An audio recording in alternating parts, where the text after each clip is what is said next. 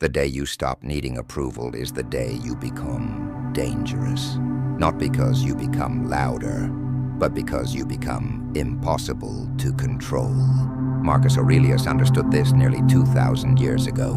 He ruled an empire, commanded armies, and carried the weight of millions of lives. Yet even he wrote a private reminder to himself. If you begin living for the applause of others, you stop living your own life.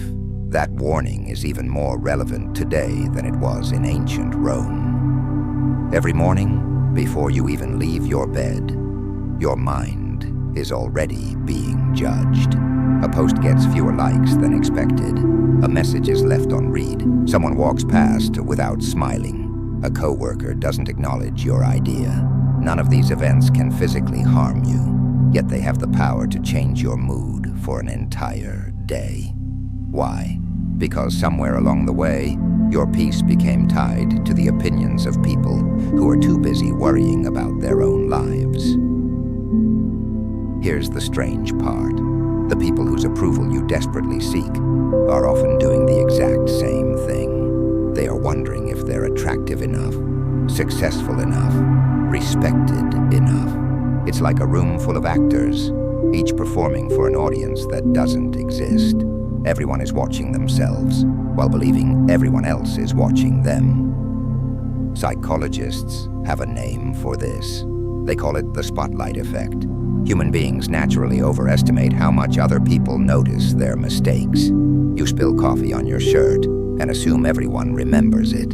You stumble over a sentence during a meeting and replay it in your head for hours. Meanwhile, everyone else has already returned to thinking about their own problems. The prison isn't built by other people. It's built inside your own mind. Ancient Rome was filled with men obsessed with reputation. Senators competed for public praise.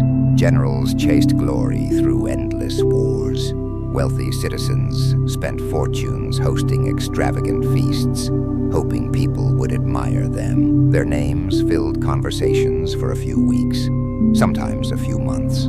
Then another scandal arrived, another victory parade, another public spectacle. Fame moved on, leaving yesterday's heroes forgotten. Marcus Aurelius watched this cycle unfold throughout his life. He saw powerful men celebrated one year and hated the next. Crowds that cheered a leader could turn against him overnight. That observation changed how he viewed praise itself. If public opinion changes with the wind, why build your identity on something so unstable? He wrote that the opinion of 10,000 people is worthless if those people do not know how to judge what is truly good. It wasn't arrogance. It was clarity. A crowd can recognize popularity.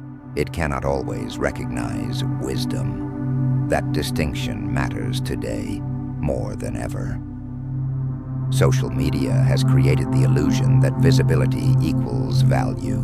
Someone with millions of followers appears important simply because many people are watching. Yet history keeps proving that popularity and truth rarely travel together. Entire civilizations have admired people who were later exposed as frauds. Quiet thinkers, ignored during their lifetime, often shaped the future long after they were gone. Ask yourself something uncomfortable. If nobody could congratulate you, would you still chase the same goals? It's a question that strips away every layer of performance. Many careers exist because someone wanted admiration more than fulfillment.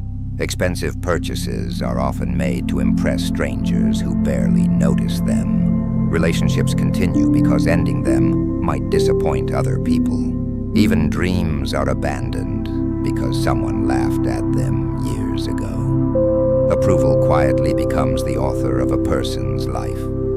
Epictetus understood this trap better than almost anyone. Before becoming one of history's greatest Stoic philosophers, he lived as a slave. His body belonged to another man. He could be insulted, beaten, or humiliated without warning. Nearly everything was taken from him, except one thing: the ability to choose his response. That realization became the foundation of his philosophy.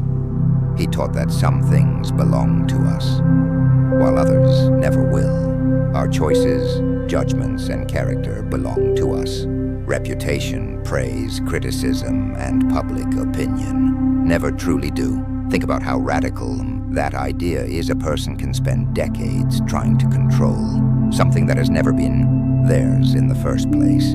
You cannot control what story someone tells about you after you leave the room. You cannot control whether someone misunderstands your intentions. You cannot control whether a stranger dislikes your face before you've spoken a single word. That trying to control these things is like trying to command the weather. Yet, countless people sacrifice their peace, attempting exactly that. There is another reason approval is so addictive. Your brain treats social acceptance as a survival signal thousands of years ago. Rejection from the tribe could mean isolation or death. Human beings evolved to notice signs of exclusion because belonging increased the chances of survival. That ancient wiring still exists, but the environment has changed. Today, someone unfollowing you online activates emotional systems designed for prehistoric danger. A harsh comment can feel like a genuine threat, even when you're completely safe. Your nervous system doesn't always distinguish between physical danger and social rejection. Knowing this changes everything. That anxious feeling isn't proof you're weak. It's proof your brain is running ancient software in a modern world. The challenge isn't eliminating the feeling. The challenge is refusing to obey it. Seneca offered another perspective that cuts even deeper. He warned that anyone who depends on public approval has handed strangers control over their happiness. Think about the power you're giving away. A person you've never met can leave a cruel comment, and suddenly your confidence disappears. One sarcastic remark outweighs 10 genuine compliments. A disapproving glance changes your behavior. Your emotional state becomes remote controlled by people who don't even know your name. That isn't freedom. It's voluntary captivity. History offers an unforgettable example through the life of Cato. The younger Cato lived during one of the most politically chaotic periods of the Roman Republic. Corruption was everywhere. Powerful figures manipulated public opinion with gifts, speeches, and spectacle.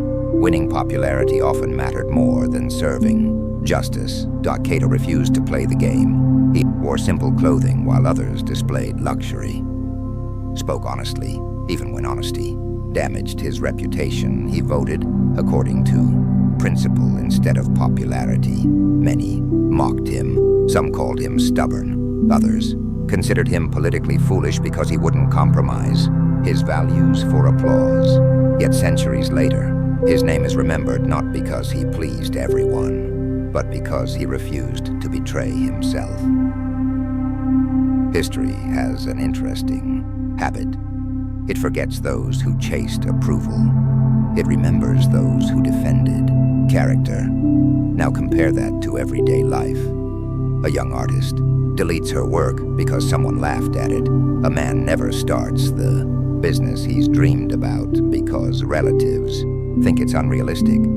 A student stays silent in class, despite knowing the correct answer, fearing embarrassment more than ignorance. None of these people lack talent. They lack permission from themselves. Every great achievement begins with disappointing someone. That sentence sounds harsh, because it's true. The moment you choose your own path, someone will misunderstand it. Someone will question it. Someone will mock it. Not because your path is wrong, but because your courage exposes their hesitation. Often criticize what reminds them of the risks they refused to take.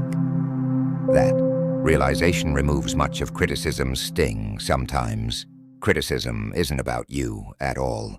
It's a mirror reflecting another person's fears. Marcus Aurelius faced endless criticism during his reign. Some accused him of being too gentle. Others believed he was too harsh. Some blamed him for wars he tried desperately to avoid. No decision satisfied everyone. Eventually, he accepted a reality. Every leader must learn. If your goal is universal approval, every decision becomes impossible. There will always be conflicting expectations. Trying to satisfy all of them guarantees you'll betray yourself. This is why inner standards matter more than public opinion. Internal compass doesn't change because a crowd changes its mind. A person guided by principles sleeps peacefully. A person guided by approval never truly rests. Every conversation becomes a performance. Every achievement needs validation. Every failure feels like public humiliation. Life becomes exhausting. But here's the quiet truth that almost nobody notices. The people who genuinely earn respect rarely chase it. They speak when they have something meaningful to say. They walk away from pointless arguments. They don't rush to defend every rumor. They don't explain themselves to everyone who misunderstands them. That calm confidence unsettles people because it cannot be manipulated. When someone no longer fears rejection, criticism loses its weapon, and that is where real freedom begins. Not when the world finally approves of you, but when you no longer need it.